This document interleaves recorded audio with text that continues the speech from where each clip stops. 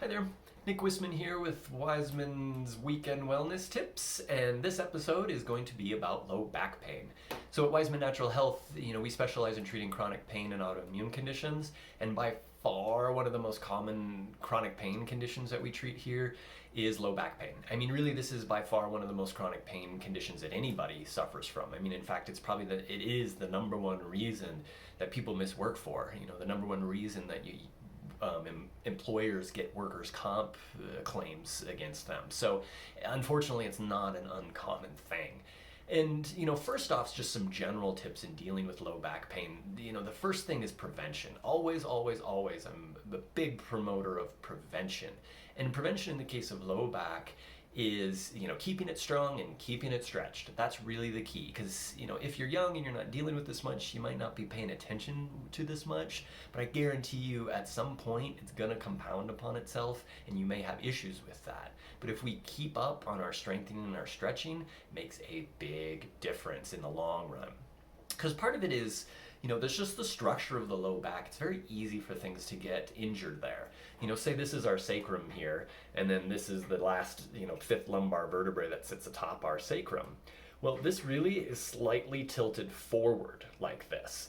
And so this last lumbar vertebrae here is always wanting to slide forward, just simply because of gravity. If it's tilted forward, gravity's never going to stop. It's always going to be kind of wanting to slide down like that. And so the only thing that really keeps it there is the muscles and the connective tissue. And if they're not strong enough, then it's not going to be able to hold it there as well. Same thing with keeping things flexible. There has to be some movement there. I mean, we're always, bending and twisting and moving in those areas of our low back. And if it's not flexible enough to be able to do that, then things are just going to want to seize up, tighten up. They're going to be rubbing on each other, causing problems. So, basic stretching and strengthening is key with this. It doesn't have to be a lot of weights or anything like that. It can be simple, very simple, just some exercises at home, some basic Pilates if you like that, some basic yoga if you like that, walking, all these basic exercises are really key to keeping it strong, and then basic stretches to keeping it so it doesn't just seize up and kind of cause too much rubbing in that area is very, very important. Now, from there, if you already are suffering from low back pain, we're always looking out, is there inflammation we need to treat? Is there muscle spasms we need to treat? Is there any actual structural damage, say like bone spurs, compressed discs, bulging discs, herniated discs, arthritic changes, these kind of things.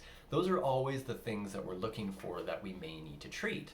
And if we're starting from the least severe, this is just your basic muscle spasms, muscle cramps, just things getting just a little bit out of alignment. Those are fairly simple for us to treat. I mean, it's not simple in the fact that, you suffer a lot and that's not fun.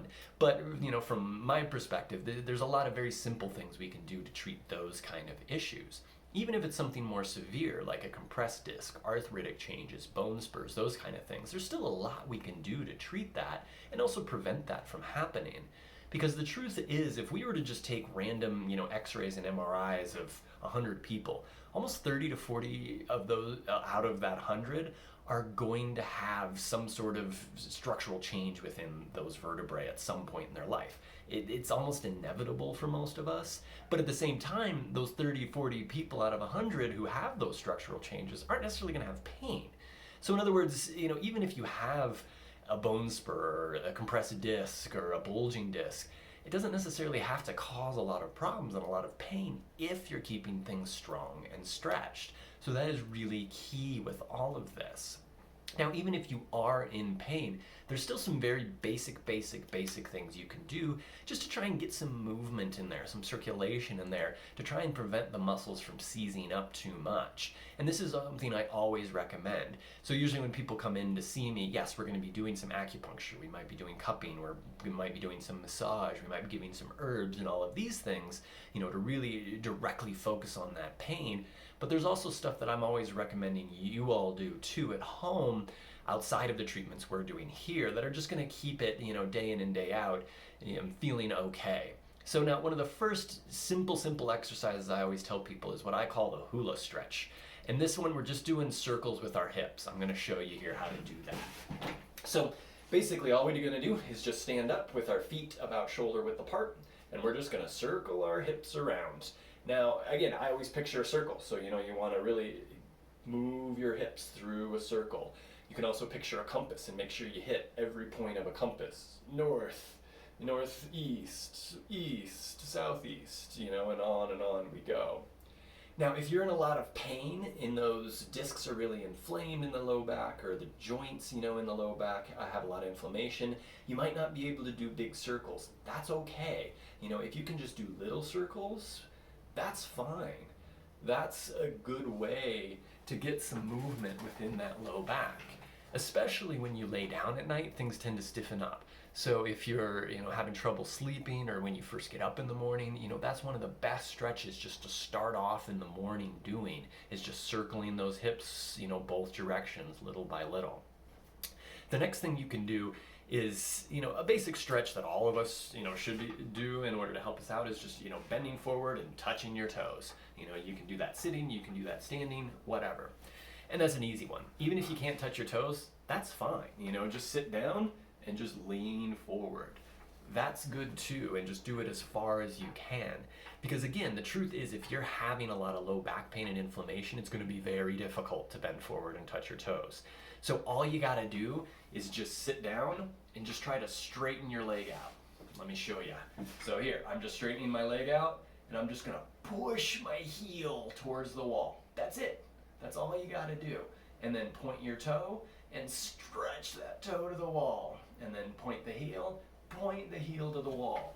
And then from there, if you can bend forward, that's even better. But again, if you're in a lot of pain, you might not be able to do that. So those are two extremely basic stretches that anybody can do. No matter how much pain you're in, anybody can do those. And that's going to at least get some amount of circulation through the back and some amount of relaxation. From there, don't let back pain linger, because it can get worse. Gravity is never going to stop pressing down on those areas, and so muscles and things aren't going to stop compensating. So if you have issues, get some treatment. There's a lot of things we can do to help out. Hope this helps you. Have a good weekend, everybody.